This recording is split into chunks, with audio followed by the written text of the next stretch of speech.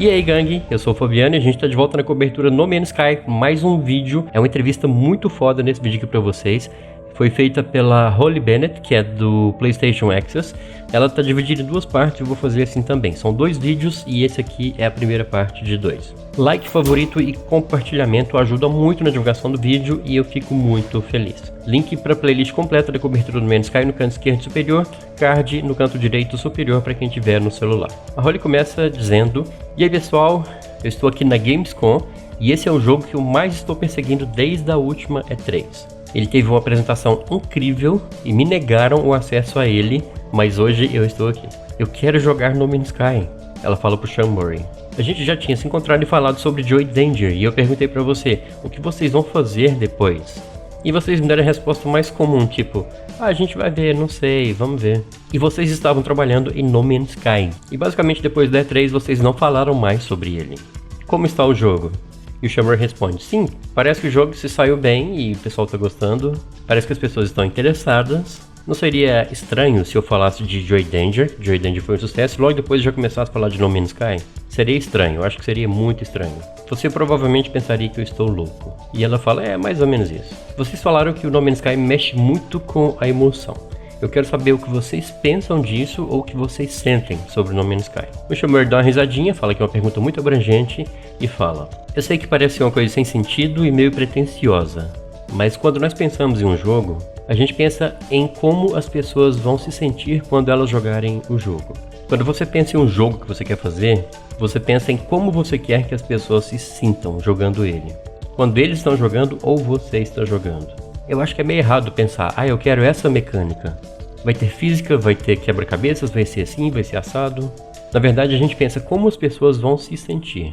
Entende? Tipo, as pessoas vão rir ou elas vão ficar tristes e talvez até chorar. Mais específico que isso, a gente conversou bem no início da produção a minha ideia de querer criar uma ficção científica. E ela fala: "Sim, eu sei que vocês são fascinados por livros de ficção científica. E como isso chegou a ser uma influência no jogo?" E o Sean responde: "Eu acho que isso não foi muito explorado nos jogos ainda. Em jogos de ficção, geralmente a gente tem guerra futurista. Não é o que eu chamo de ficção científica. Para mim, a emoção da ficção científica é quando você está voando a sua nave e você aterriza em um planeta, sai da nave e você pensa: ninguém jamais esteve aqui antes. Essa é a emoção, essa é a nossa inspiração. Mas também é um pouco desse sentimento que a gente quer conseguir. É meio difícil de escrever.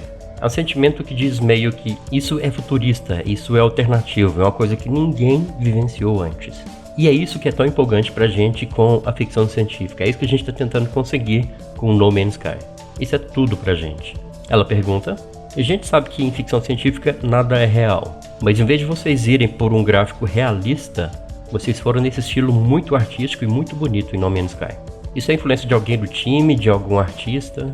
E o Sean responde: "É muita coisa junto. Pra mim, quando eu penso em ficção científica, eu penso em ficção de verdade, a verdadeira ficção. Eu penso em capas de livros. Eu li aqueles livros e a capa deles era tudo pra mim. Eu ficava imaginando como seria aquele mundo. Elas são bem coloridas, elas têm essa vibração e essa excitação sobre a ficção científica. As artes, principalmente dos anos 60 e 70. A minha geração, na verdade, não teve muito disso quando a gente cresceu.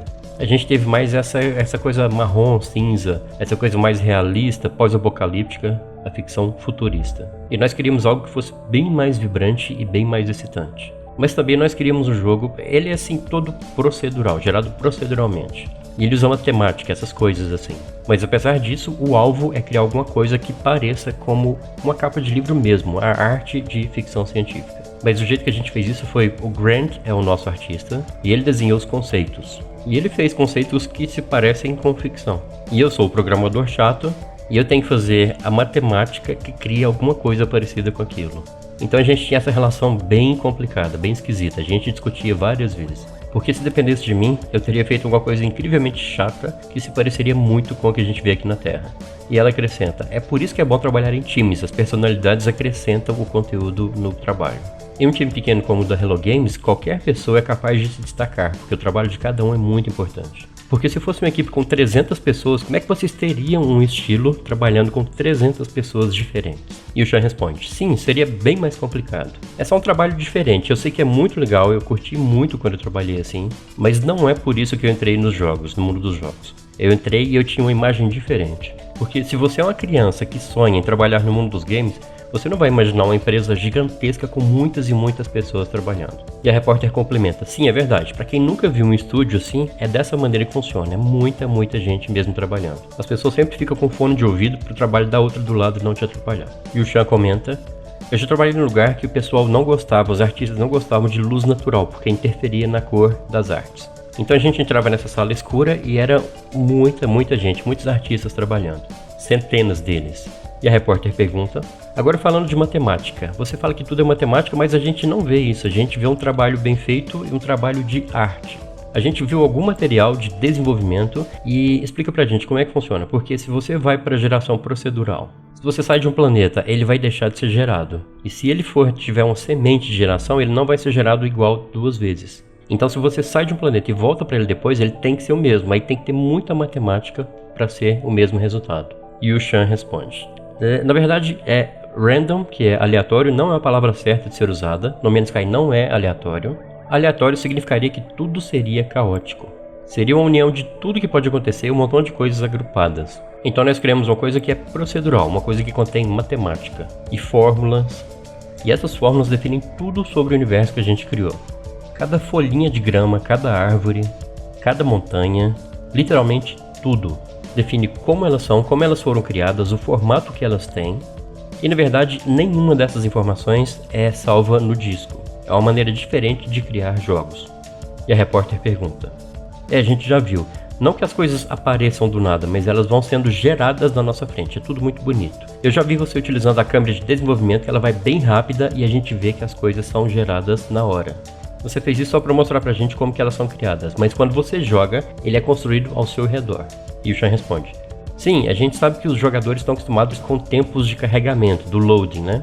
A gente queria fugir disso, porque isso é uma coisa que poderia tirar o clima do jogo. Porque normalmente quando você está no jogo, mesmo que fosse no planeta alienígena, você olha pra cima e o que você vê é uma arte, é tipo uma caixa com a imagem que alguém foi lá e pintou.